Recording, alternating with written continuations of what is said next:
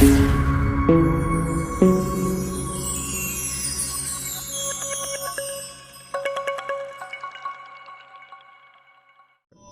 में अनेकों जगहें हैं जिन्हें हॉन्टेड यानी भूतहा कहा जाता है। अक्सर किसी जगह के हॉन्टेड हो जाने के पीछे कोई ना कोई ऐसी घटना जरूर होती है जिसमें चाहे अनचाहे किसी की मौत हुई हो। हमारे आज के वीडियो में आप एक बार फिर ऐसी जगह के बारे में जानने वाले हैं जहां के बारे में कहा जाता है कि यहाँ एक दो नहीं बल्कि 500 से भी ज्यादा मौतें हुई थी।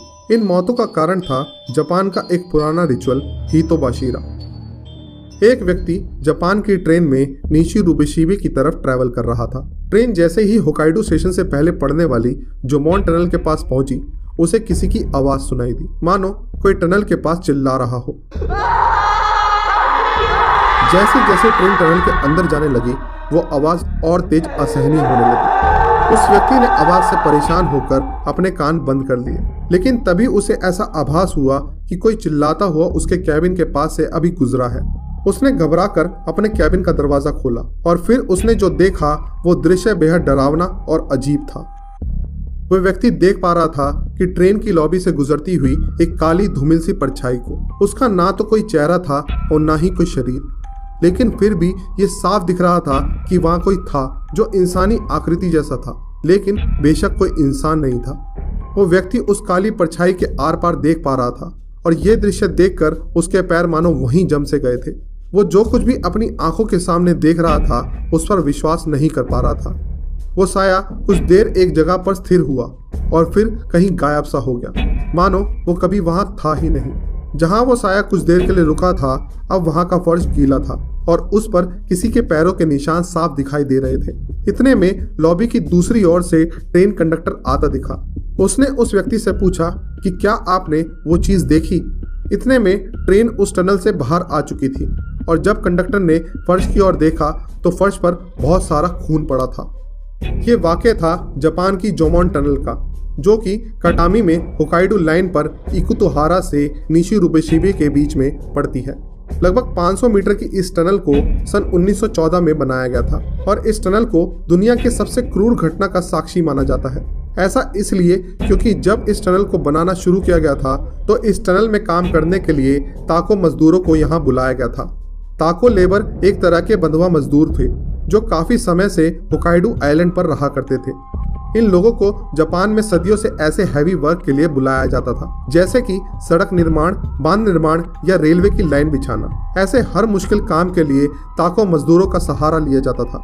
अब इन ताको वर्कर से यहाँ काम कराना शुरू किया गया, लेकिन बदले में इन्हें रहने, खाने और मेडिकल की कोई खास सुविधा नहीं दी जाती थी।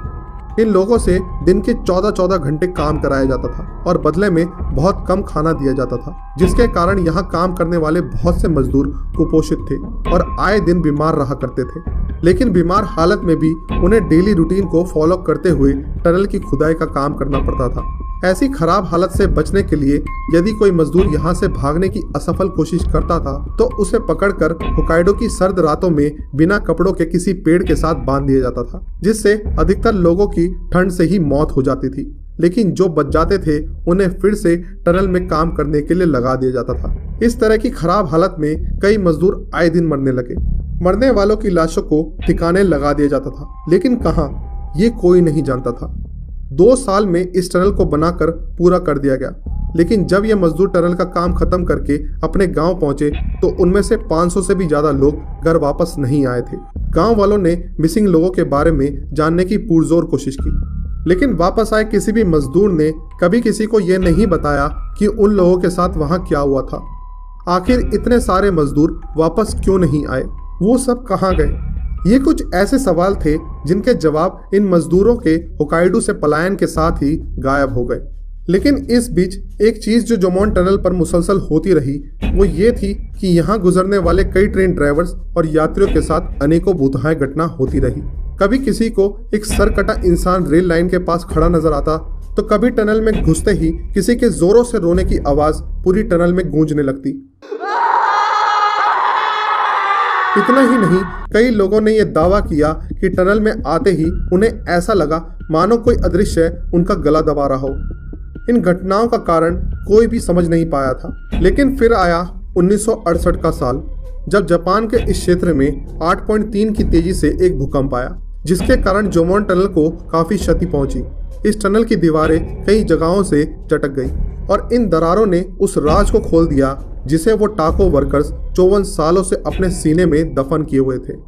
क्योंकि उस भूकंप से टनल की दीवारों में आई दरारों से झांक रही थी उन मजदूरों की खोपड़ियां और हड्डियां जो कभी यहाँ काम किया करते थे। वीडियो की शुरुआत में हमने एक रिचुअल का जिक्र किया था, हितोबाशिरा। हितोबाशिरा का अर्थ होता है ह्यूमन पिलर्स।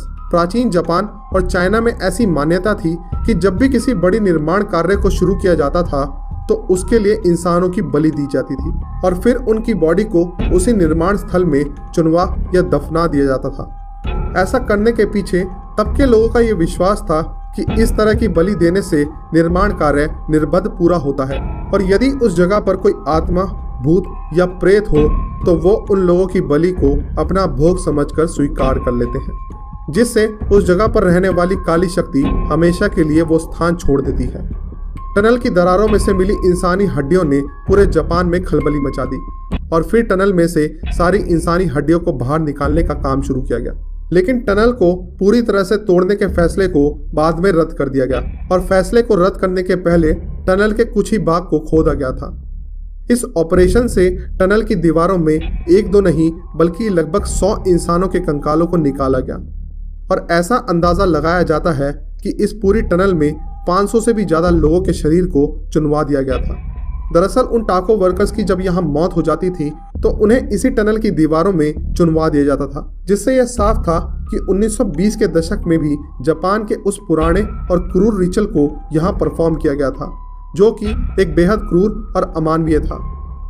पैरानॉर्मल एक्सपर्ट्स का यह मानना है कि इस जगह पर सालों से होती आ रही पैरानॉर्मल एक्टिविटीज के पीछे उन मजदूरों की आत्माएं हैं जिन्हें बड़ी निर्दयता से यहाँ दीवारों में चुनवा दिया गया था और जिन्हें कभी न्याय नहीं मिल सका।